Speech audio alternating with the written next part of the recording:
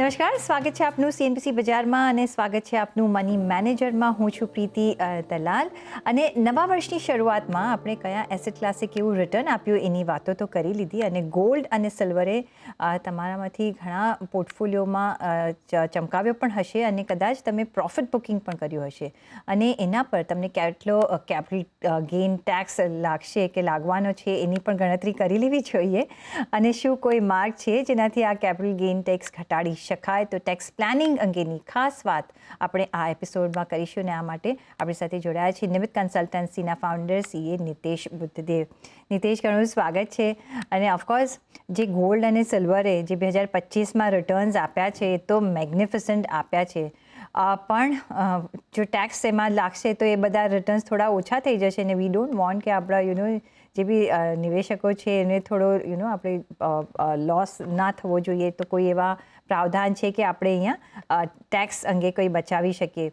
તો પહેલાં તો ટેક્સેશન સ્ટ્રક્ચર કેવું છે કેપિટલ ગેઇન્સ ઓન ઇક્વિટી, અને જો ગોલ્ડ પર જાણવું હોય તો શું ટેક્સેશન સ્ટ્રક્ચર છે અત્યારના? શ્યોર પ્રીતિજી, થેન્ક યુ આજે મને શોમાં ઇન્વાઇટ કરવા માટે.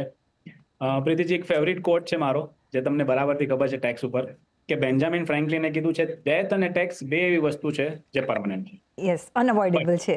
અનઅવોઇડેબલ છે, રાઈટ? બટ તમારા માધ્યમથી દર્શકોને કહેવા માંગીશ કે આપણે ડેથના વિશે તો કાંઈ નથી કરી શકતા, બટ જો તમે ટેક્સને સમજો અને જો એને પ્રોપરલી પ્લાન કરો તો એ બિલકુલથી રિડ્યુસ કરી શકો છો લીગલી. બટ એને સમજવા માટે તમે જેમ પહેલા પૂછ્યું એમ કે કેટલો ટેક્સ લાગશે, એકવાર જો મને ખબર પડી જાય કેટલો ટેક્સ લાગશે અને બીજા શું પ્રાવધાન છે, તો આપણે એને સમજીને આપણો ટેક્સ લાયબિલિટી ઓછી કરી શકીએ એમ છે. તો 24 બજેટમાં જુલાઈ 24માં કેપિટલ ગેઇનને પૂરું રેશનલાઇઝ કરવામાં આવ્યું. એ પછી તમારું કોઈ પણ લોંગ ટર્મ અસેટ છે, તમારું ઇક્વિટી, ગોલ્ડ, તમારું તમે ડાયરેક્ટ ઇક્વિટીમાં નાખો છો, ઇક્વિટી મ્યુચ્યુઅલ ફંડમાં નાખો છો, ઇક્વિટી ઓરિએન્ટેડ હાઇબ્રિડ ફંડ્સ છે, એ બધામાં હવે લોંગ ટર્મ કેપિટલ ગેઇન છે 12.5%. ડિફરન્સ ખાલી જોવાનો છે કે ઇક્વિટીમાં 12 મહિના પછી લોંગ ટર્મ થાય છે, તો 12 મહિના પછી તમે વેચશો તો લોંગ ટર્મ કેપિટલ લાગશે 12.5%. ₹1.25 લાખ સુધીની હર ફિનાન્શિયલ યરમાં તમને છૂટ મળે છે. એટલે કે અગર તમારો કેપિટલ ગેઇન 1,25,000 છે કોઈ પણ ફિનાન્શિયલ યરમાં ઇક્વિટીમાં, આ ઇક્વિટી અને ઇક્વિટી મ્યુચ્યુઅલ ફંડ માટે છે ખાલી, તો તમને ફર્સ્ટ 1,25,000 સુધી કોઈ ટેક્સ નથી ભરવાનો. 12 મહિનાની પહેલા તમે જો વેચી દેશો તો આ એક્ઝેમ્પશન નથી અને 20% ટેક્સ લાગશે. આ થઈ ગયું ઇક્વિટી પર. જ્યારે પ્રીતિજી વાત આવે છે ગોલ્ડની, ભલે રેશનલાઇઝેશન થઈ ગયું છે, ઘણા લોકોને ગોલ્ડમાં અહીંયા એક હું જેમ કહીશ કે ડિફરન્સ છે જ્યારે ટેક્સ લાગે છે. જો તમારી પાસે ફિઝિકલ ગોલ્ડ છે યા તો ગોલ્ડ મ્યુચ્યુઅલ ફંડ છે, મિનિમમ 24 મહિના પછી તમે જો વેચ્યું હશે, 24 મહિના તમે એને હોલ્ડ કર્યું, પરચેસ કર્યું, પછી એને 24 મહિના હોલ્ડ કર્યું અને જો પછી વેચ્યું છે તો એને લોંગ ટર્મ કેપિટલ અસેટ કહેવામાં આવશે અને એના પર ગેઇન જે આવશે એ આવશે 12.5%. જો હું 24 મહિનાની અંદર વેચી દઈશ તો એને મારે સ્લેબ રેટના હિસાબથી ટેક્સ ભરવો પડશે. હવે અહીંયા જે ડિફરન્સ છે એ છે, જો તમારી પાસે ગોલ્ડ ETF છે તો એ 12 મહિના પછી લોંગ ટર્મ કહેવાશે અને એના પર 12.5% ટેક્સ લાગશે. તો ગોલ્ડ, ભલે ગોલ્ડમાં બંનેનો પ્રાઇસ સેમ મુવમેન્ટ થઈ છે, ગોલ્ડ ETFમાં, ગોલ્ડ મ્યુચ્યુઅલ ફંડમાં અને ગોલ્ડ ફિઝિકલ ગોલ્ડમાં, બટ ફિઝિકલ ગોલ્ડ અને ગોલ્ડ મ્યુચ્યુઅલ ફંડ 24 મહિના પછી લોંગ ટર્મ કહેવાશે અને તમારો જે ગોલ્ડ ETF છે એ 12 મહિના પછી લોંગ ટર્મ કહેવાશે. અને જો શોર્ટ ટર્મમાં વેચો છો તો અહીંયા તમારે ભરવો પડશે એઝ પર સ્લેબ રેટ. સો આ છે અત્યારે ટેક્સેશન ગોલ્ડનું, અને ઓફકોર્સ સિલ્વર પણ એવી જ રીતે ટેક્સ થાય છે. તો ઓફકોર્સ ઇક્વિટી અને ઇક્વિટી મ્યુચ્યુઅલ ફંડ પર ઓફકોર્સ 12.5%નો તમને એક હવે સ્ટેન્ડર્ડ રેટ છે કે તમને અહીંયા એક long term capital gain tax લાગશે. જો આપણે 12 મહિનાથી પહેલાં વેચીએ છીએ તો તમારા ટેક્સ સ્લેબ પ્રમાણે, રાઈટ? રાઈટ. અને જો આપણે ગોલ્ડની, ફિઝિકલ ગોલ્ડની વાત કરીએ છીએ તો એમાં long term capital gain tax છે એ 24 મહિના એટલે 2 વર્ષ પછી, ત્યારે ઇક્વિટીમાં 1 વર્ષ પછી તમારો લોંગ ટર્મ કેપિટલ ગેઇન થાય છે. અને જો તમારું ETF છે તો અહીંયા 1 વર્ષ પછી તમને એક LTCG લાગશે, એટલે અહીંયા 1 વર્ષનો સમય મર્યાદા છે. અને ગોલ્ડ ETF હોય કે ફિઝિકલ ગોલ્ડ હોય એમાં તમને તમારા ટેક્સ સ્લેબ પ્રમાણે ટેક્સ લાગશે. શોર્ટ ટર્મમાં કાંઈ પણ વસ્તુમાં તમને શોર્ટ ટર્મમાં તમારા સ્લેબ પ્રમાણે લાગશે. ખાલી ઇક્વિટી મ્યુચ્યુઅલ ફંડમાં 20% નો પ્રેફરન્શિયલ રેટ આપ્યો છે, બટ ગોલ્ડ છે, સિલ્વર છે, પ્રોપર્ટી છે, આ બધામાં શોર્ટ ટર્મમાં as per your slab rate. તો એઝ પર યોર સ્લેબલેસ શોર્ટ ટર્મમાં આવી રીતે એક ટેક્સ લાગશે. તો આ એક સમજવું ઘણું જરૂરી છે, જે અમે ગયા વર્ષે પણ ઘણા બધા શો કર્યા હતા, પણ તમને એક રીકેપ અમે કરાવી દઈએ છીએ, કારણ કે હું ન્યુ કે ગોલ્ડ અને સિલ્વર જે આપણું મેટલ સેક્ટર છે આટલું બધું આપણને રિટર્ન આપીને જશે, અને જેને ઇન્વેસ્ટ કર્યા હશે એને મે બી અમે હવે કહીએ છીએ કે થોડું પ્રોફિટ બુક કરતા જાઓ, તો તમારે આ એક ટેક્સનું પ્રાવધાન તમારે ધ્યાનમાં રાખવું પડશે. તો હવે ફર્સ્ટ ઓફ ઓલ આપણે જો જોઈએ તો નીતિશભાઈ, ઇક્વિટી કેપિટલ ગેઇન્સમાં આપણે જો થોડી બચત કરવી હોય, થોડું બચાવવું હોય, તો કોઈ રસ્તાઓ છે કે આપણે થોડો ટેક્સ ઓછો આપીએ અને થોડો પ્રોફિટ આપણા ઘરમાં વધારે રાખીએ? બિલકુલ પ્રીતિજી, જેમ તમે કીધું એમ, બીકોઝ હું એઝ એન ઇન્વેસ્ટર જ્યારે જોવા જાઉં છું તો મારા માટે રિટર્ન મેટર કરે છે, પણ અલ્ટિમેટલી મારા પોકેટમાં કેટલા રૂપિયા જશે એ મેટર કરશે. તો એના માટે મારે જોવું પડશે પોસ્ટ ટેક્સ રિટર્ન. સો આપણે ટેક્સ સમજ્યા. હવે તમે જેમ કીધું પ્લાનિંગની વાત, તો ઇક્વિટી કેપિટલ ગેઇનમાં મતલબ ઇક્વિટી આઈધર મ્યુચ્યુઅલ ફંડ યા તમે ઇક્વિટી શેર્સમાં નિવેશ કર્યું છે, અને જો 12 મહિના પછી જે કે લોંગ ટર્મ કેપિટલ ગેઇન કહેવાય, જેમાં હમણાં આપણે વાત કરી, એમાં 1,25,000 સુધી પર પેન પર ફાઇનાન્શિયલ યર કોઈ પણ જાતનો ટેક્સ નથી આપવાનો. માનો કે મેં 5 લાખ રૂપિયા ઇન્વેસ્ટ કર્યા છે અને આ વર્ષે 6,25,000 થઈ ગયા. હવે જો હું એ 6,25,000 ના પૂરેપૂરા મ્યુચ્યુઅલ ફંડ જો વેચી દઉં તો મને ફર્સ્ટ 1,25,000 પર કોઈ ટેક્સ નહીં ભરવો પડે. જે 12.5% ટેક્સની આપણે જે વાત કરી લોંગ ટર્મમાં, એ 1,25,000 પછી આવશે. તો પ્રીતિજી, અહીંયા એક ટર્મ છે કેપિટલ ગેઇન હાર્વેસ્ટિંગ. આનો મતલબ એમ થયો કે હું એવરી યર 1 લાખ, 1.25 લાખ સુધીનો જો હું પ્રોફિટ, અને ઓફકોર્સ લોંગ ટર્મ જ ઇન્વેસ્ટેડ રહેવું છે, એમાં આપણે કોઈ માર્કેટ ટાઈમિંગની વાત નથી કરતા કે આપણે શોર્ટ ટર્મ મોમેન્ટમ ટ્રેડિંગની વાત નથી કરતા. આપણે વાત કરીએ છીએ કે મારે 5, 7, 10 વર્ષ ઇન્વેસ્ટેડ રહેવું છે, પણ આ જે ટેક્સનો બેનિફિટ મને મળે છે એને હું કેપિટલ ગેઇન હાર્વેસ્ટિંગ તરીકે, ઓકે, આ એક પ્રાવધાન તરીકે જો એને યુઝ કરી લો, આ એક પ્લાનિંગ તરીકે જો એને યુઝ કરી લો, તો હર વર્ષે હું 15,625 જેટલો ટેક્સ બચાવી શકું પર પર્સન પર પેન. ઓકે, તો આ કઈ રીતના કરવાનું? સપોઝ અગેન તમારે સમજાવવું હોય કઈ રીતના, બીકોઝ આ એક તમારે પહેલેથી, અને પણ યુ ડોન્ટ નો કે કઈ રીતના એ એસેટ ક્લાસ ચાલશે, right? So how do you start? કઈ રીતના તમે શરૂ કરો, કઈ રીતના તમે ગોચ કરી શકો? પરફેક્ટ પ્રીતિજી, બહુ ઇમ્પોર્ટન્ટ છે. માનીને ચાલુ છું લાસ્ટ 1-1.5 વર્ષમાં તો ઇક્વિટીએ કંઈ નેગ્લિજિબલ રિટર્ન આપ્યું છે, તો હું લાસ્ટ 1-1.5 વર્ષની શોર્ટ ટર્મની વાત નથી કરતો. માની લો કે મેં 2-3-4 વર્ષ પહેલા ઇન્વેસ્ટ કર્યું છે અને હવે એ મારો થઈ ગયો છે લોંગ ટર્મ કેપિટલ ગેઇન. એ ડાયરેક્ટ ઇક્વિટી મતલબ ઇક્વિટી શેર્સમાં હોઈ શકે યા મ્યુચ્યુઅલ ફંડમાં હોઈ શકે. પ્રીતિજી, એક્ઝામ્પલ તરીકે આપણે માનીએ તો 5 લાખ રૂપિયાના મારા મ્યુચ્યુઅલ ફંડ છે. હવે એ થઈ ગયા છે 6,25,000. ઓકે, હવે જો 6,25,000 ના હું મ્યુચ્યુઅલ ફંડ વેચી દઉં તો મેં આ વર્ષમાં મતલબ ફાઇનાન્શિયલ યર 25-26માં મેં 1,25,000 રૂપિયાનો ગેઇન બુક કર્યો. હવે આ વેચીને પાછા 2 દિવસમાં મને કદાચ લાગશે તો હું એ સેમ મ્યુચ્યુઅલ ફંડ લઈ લઈશ, અથવા તો સમજો કોઈ સ્કીમ સારું નથી કરતી યા કોઈ શેર સારું નથી કરતો તો હું કાઢી નાખીશ, એની જગ્યા પર બીજું કાંઈ લઈ લઈશ. હવે શું થયું, મેં આ 5 લાખના જે 6,25,000 થઈ ગયા હતા એ મેં વેચી દીધા, અને પાછા મેં 6,25,000 ના ન્યૂ મ્યુચ્યુઅલ ફંડ કીયા તો સેમ મ્યુચ્યુઅલ ફંડ 2 દિવસ પછી પાછા લઈ લીધા. આને લીધે મારો કેપિટલ ગેઇન મારા ઇન્કમ ટેક્સ માટે થશે 1,25,000 નો. આના પર હું કોઈ ટેક્સ નહીં ભરું, કારણ કે મેં તમને કીધું એમ પર પેન 1,25,000 ઇઝ એક્ઝેમ્પ્ટ. ઓકે, હવે 6,25,000 નું મેં જે નવા મ્યુચ્યુઅલ ફંડ યા તો જે સેમ મ્યુચ્યુઅલ ફંડ મેં વેચાથી પાછા લઈ લીધા, તો હવે મારી જે ન્યૂ કોસ્ટ ઇન્કમ ટેક્સ પ્રમાણે થઈ ગઈ પ્રીતિજી 6,25,000. હવે માનો 1.5-2 વર્ષ પછી આની વેલ્યુ પાછી થઈ ગઈ 7.5 લાખ રૂપિયા. ઓકે, તો હું પાછું સેમ એક્સરસાઇઝ કરીશ. ઓકે, સો આને કહેવાય છે કેપિટલ ગેઇન હાર્વેસ્ટિંગ. એટલે કે હું મારો પ્રોફિટ છે એટલે બુક નથી કરતો કારણ કે મારે માર્કેટમાં નથી રહેવું, પણ એટલે બુક કરું છું કારણ કે મને જે 1.25 લાખ સુધીનો જો હું પ્રોફિટ હર વર્ષે બુક કરતો જાઉં તો હું હર વર્ષે 15,625 રૂપિયાનો ટેક્સ બચાવી શકું. આ કહેવાય છે પ્રોપર પ્લાનિંગ. અને માનો પ્રીતિજી, તમારા ફેમિલીમાં 2, 3, 4 લોકોમાંથી તમે જો ઇન્વેસ્ટમેન્ટ કરો છો અને હરેક લોકોમાં તમે જો આ પ્લાનિંગ કરો તો એક ફેમિલી દીઠ તમે અગર 4 જણમાંથી કરતા હો તો 60,000 જેટલો કેપિટલ ગેઇન તમે બચાવી શકો, પણ તમે પ્રોપરલી પ્લાનિંગ કરો તો. પણ સપોઝ 1.25 લાખથી વધારે મને પ્રોફિટ થાય છે, જે પર યર જે આપણને અલાઉડ છે, તો પછી મીન્સ હું એ ટાઈમિંગ કેવી રીતના આપણે મેનેજ કરી શકીએ? તો આમાં 2 ઓપ્શન છે. તમારે જરૂર નથી કે તમે બધી જ વસ્તુ વેચી નાખો. હવે કોઈનો 50 લાખનો હશે, રાઈટ? તો 50 લાખમાંથી મારે પ્રપોર્શનેટ 1.25 લાખ રૂપિયાનો જેટલો મારો ગેઇન થાય છે એટલા જ મ્યુચ્યુઅલ ફંડ કે એટલા સ્ટોક વેચવાના છે, અને બાકીના તમારે કઈ ચેન્જ કરવાની જરૂર નથી, રાઈટ? હવે મેં તમને કીધું એમ પ્રીતિજી, આ જે 1.25 લાખ રૂપિયાનો પ્રોફિટ છે એ પ્રપોર્શનેટ વેચો, અને જરૂરી નથી તમારો જો તમે 1.5 લાખનો બુક કરશો ફોર એક્ઝામ્પલ, તો 25,000 રૂપિયા એક્સ્ટ્રા થઈ ગયા, 1,25,000 ની ઉપર બીજા 25 થઈ ગયા, તો એના પર તમારે 12.5% ટેક્સ ભરવો પડશે. સો આપણું આ મેઇન પ્લાનિંગ કેના માટે છે કે મિનિમમ જો હું 1.25 લાખ રૂપિયા હર વર્ષે જો પ્રોફિટ બુક કરતો જાઉં, તો જે મારો ફાઇનલ પ્રોફિટ 10 વર્ષ પછી હશે એ થોડો ઓછો આવશે. કેમ ઓછો આવશે? કારણ કે હું હર વર્ષે આ રીબેલેન્સ કરું છું. કરેક્ટ. અને આ રીબેલેન્સ સુધી ખાલી ટેક્સ પ્લાનિંગ માટે નથી કહેતો. Over the period of time મેં ઘણી બધી સ્કીમ મ્યુચ્યુઅલ ફંડની નાખી દીધી હશે મારા પોર્ટફોલિયોમાં, યા કોઈ એવા શેર હશે જે પરફોર્મ નહીં કરતા હોય, તો એને પણ હું કાઢી શકું. અત્યારનો એવો ટાઈમ છે જ્યાં મને લાગે છે કે મારા પોર્ટફોલિયોમાં મારે બીજી કોઈ સ્કીમની જરૂર છે અને આ સ્કીમ ન હોવી જોઈએ. તો આને આપણે રીબેલેન્સ અથવા તો અસેટ એલોકેશનને બાય પ્રોડક્ટ તરીકે આપણે યુઝ કરી શકીએ છીએ. અને હું એવી રીતના સલાહ આપીશ કે હરેક લોકોએ આ જે પ્રાવધાન છે ઇન્કમ ટેક્સનો, એનો યુઝ કરીને આ પ્લાનિંગ કરવું જોઈએ. જી, તો ઓફકોર્સ આ એક એવન્યુ છે. પણ સપોઝ આપણે 10 યર્સનો આપણો ટાઈમ ફ્રેમ લઈએ, રાઈટ, કે તમે 10 વર્ષ સુધી જો સતત આવી રીતે 1.25 લાખનો બેનિફિટ લેવા માંગતા હોય તો તમે પ્રપોર્શનેટ સેલ કરો અને તમારો ટેક્સ બચાવો.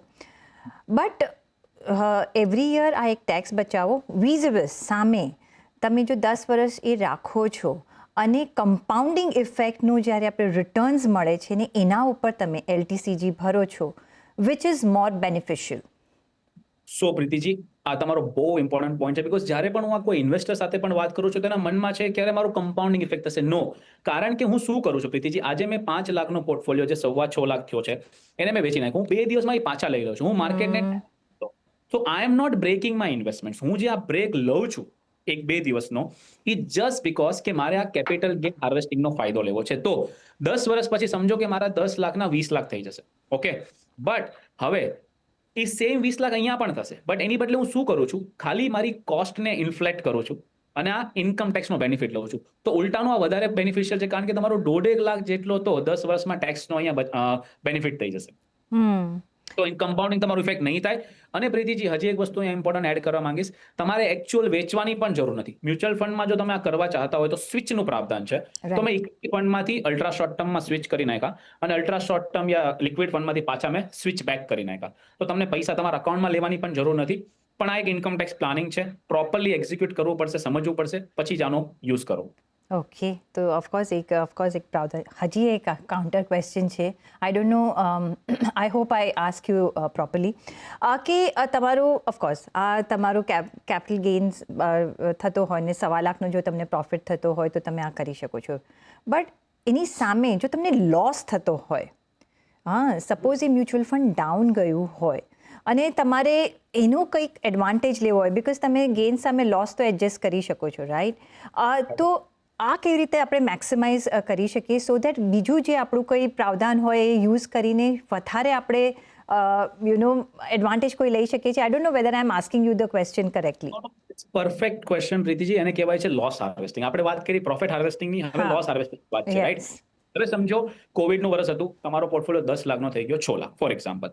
હવે જો મેં 6 લાખનો પોર્ટફોલિયો વેચી નાખ્યો ટેમ્પરરી, ઓકે, તો મારો 4 લાખ રૂપિયાનો કેપિટલ લોસ બુક થઈ ગયો. હવે આ જે કેપિટલ લોસ મારો જે મેં બુક કર્યો, એ 8 વર્ષ સુધી હું કેરી ફોરવર્ડ કરી શકું છું. તો જ્યારે પણ ફ્યુચરમાં મને પ્રોફિટ થશે એની સામે સેટ ઓફ કરી શકીશ. સો આને કહેવાય છે લોસ હાર્વેસ્ટિંગ, બીકોઝ તમે કીધું એમ ઇક્વિટી છે અને ઇવન ફોર ધેટ મેટર કોઈ પણ અસેટ ક્લાસ હશે એ અપ ડાઉન હશે, તો તમારો જો એ પોર્ટફોલિયોમાં લોસ પણ હોય છે એને પણ તમે સ્માર્ટલી યુઝ કરી શકો છો. આ લોસ હાર્વેસ્ટિંગની અંદર એ લોસ બુક કરો તો તમારો જે લોસ છે, ભલે આ વર્ષે તમારી સામે કાંઈ પ્રોફિટ નથી એડજસ્ટ કરવા માટે, ઓકે, એને 8 વર્ષ સુધી તમારા ઇન્કમ ટેક્સમાં કેરી ફોરવર્ડ કરી શકો. સો 8 વર્ષમાં જ્યારે પણ કોઈ ફ્યુચરમાં પ્રોફિટ થશે એની સામે સેટ ઓફ થઈ જશે. જી, તો જો આઈ થિંક મેં બધા જ પ્રોબેબલ ક્વેશ્ચન પૂછ્યા છે, એટલે આપણા વ્યુઅર્સને એક જાણકારી મળી શકે. યસ, તમે લોસ 8 વર્ષ સુધી કેરી ફોરવર્ડ કરી શકો છો અને પછી તમે એમાં એડજસ્ટ કરી શકો છો. એટલે પ્રોફિટ હાર્વેસ્ટિંગ અને લોસ હાર્વેસ્ટિંગ બંને આપણે કરી શકીએ છીએ. એક સ્માર્ટ આપણે ઇન્વેસ્ટમેન્ટ સ્ટ્રેટેજી અહીંયા બનાવી શકીએ છીએ. તમને સમજ ના પડે તો ઓફકોર્સ તમારા ટેક્સ પ્લાનર્સ હોય છે કે તમને ગાઈડ કરી શકે છે. પણ કમિંગ બેક ટુ ઓફકોર્સ ઇક્વિટીની આપણે વાત કરી, પણ gold and silver I think બધાને પ્રોફિટ થયો હશે. હમણાં તો એવા આપણે ટાઈમમાં રહી રહ્યા છે. કઈ રીતના અહીંયા આપણે સેવ કે મિનિમાઇઝ કરી શકીએ છીએ ટેક્સ પેઇંગ જે આપણા આવતું હશે, જેને વેચ્યું હશે એને? શ્યોર પ્રીતિજી, અને આ એક આપણે જે વાત કરવા જઈ રહ્યા છીએ એક લેસર નોન આસ્પેક્ટ છે જે લોકોને ખબર નથી. હવે માની લો કે મેં 24 મહિના પહેલા ગોલ્ડમાં નિવેશ કર્યું છે, યા તો ગોલ્ડ ઇટીએફમાં 12 મહિના પહેલા નિવેશ કર્યું છે, યા સિલ્વરમાં કર્યું છે, રાઈટ? હવે એને 12 મંથ્સ ખતમ થઈ ગયા છે, મને લાગે છે કે મારા ઓવરઓલ પોર્ટફોલિયોમાં એની વેલ્યુ કાફી વધી ગઈ છે અને મને થોડું રિડ્યુસ કરવું છે. અને એઝ વી સ્પીક અમારા કાફી લોકો ક્લાયન્ટે ગોલ્ડ અને સિલ્વર વેચ્યું છે, રાઈટ? હવે એની સામે જ્યારે મેં પોર્ટફોલિયો ઉપાડીને જોયો, ઇક્વિટીમાં સામે લોસ છે પ્રીતિજી. તો ગોલ્ડમાં પ્રોફિટ છે. માની લો કે એને 5 લાખ રૂપિયા ગોલ્ડમાં નિવેશ કર્યા હતા, અત્યારે થઈ ગયા છે 10 લાખ રૂપિયા. 2 વર્ષ પહેલા કર્યા હતા અને હવે એને લગભગ ડબલ થઈ ગયા છે 10 લાખ રૂપિયા. હવે શું થશે? આ 5 લાખ કેપિટલ છે, એના પર તો કોઈ ટેક્સ નથી, પણ જે 5 લાખ ગેઇન છે એના પર એને 12.5% ટેક્સ ભરવો પડશે. હવે અહીંયા ક્વેશ્ચન આવે છે કે જે 12.5% હું ટેક્સ ભરીશ બીજા 5 લાખ રૂપિયા ઉપર ગેઇન ઉપર, એને હું મિનિમાઇઝ કરી શકું કે નહીં? સો તમારી પાસે સામે પોર્ટફોલિયોમાં ઇક્વિટી મ્યુચ્યુઅલ ફંડમાં કોઈ પણ જાતનો જો લોસ છે, ભલે એ શોર્ટ ટર્મ હોય કે લોંગ ટર્મ હોય, ઓકે, તમે એને અત્યારે ટેમ્પરરી વેચી દો અને પછી પાછા 2 દિવસ પછી લઈ લો. આનાથી શું થશે? આઈ અન્ડરસ્ટેન્ડ કે તમારે લોંગ ટર્મ માટે રાખવા છે. આ ઇક્વિટી અત્યારે હું પણ માનું છું કે ટેમ્પરરી ડાઉન છે, કારણ કે લાસ્ટ 18-20 મહિનાથી આપણે પ્રાઇસ કરેક્શન અને પછી ટાઈમ કરેક્શન જોયું છે. સો મેં ગોલ્ડ વેચ્યું છે, ગોલ્ડમાં પ્રોફિટ છે, ભલે એ લોંગ ટર્મ છે, શોર્ટ ટર્મ છે, પણ હવે તમારી સામે ઇક્વિટીમાં જે પોર્ટફોલિયો છે, ઓકે, એમાં કોઈ પણ ટેમ્પરરી તમારા જે સ્ટોક છે ડાઉન છે, યા તો મ્યુચ્યુઅલ ફંડ ડાઉન છે, તમે એને વેચી દો અને 2 દિવસ પછી પાછા લઈ લો. આનાથી શું થશે પ્રીતિજી? કે તમારો જે લોસ તમે ઇક્વિટીમાં બુક કર્યો, સામે ગોલ્ડનો પ્રોફિટ છે, એ તમે સેટ ઓફ કરી શકશો. આને કહેવાય ક્રોસ અસેટ પ્રોફિટ અને લોસનું એડજસ્ટમેન્ટ. અને આ પણ ઇન્કમ ટેક્સમાં એક લીગલી અલાઉડ છે. અને આ ઘણા લોકોને નથી ખબર. લોકોને એ તો ખબર છે કે ઇક્વિટીનો લોસ ઇક્વિટી પ્રોફિટ સામે એડજસ્ટ કરી શકો, ઓકે, મ્યુચ્યુઅલ ફંડનો લોસ મ્યુચ્યુઅલ ફંડ કે શેર સામે એડજસ્ટ કરી શકો, પણ તમારો ગોલ્ડ યા સિલ્વરનો પ્રોફિટ છે એ પણ તમે ઇક્વિટીના લોસ સાથે એડજસ્ટ કરી શકો છો.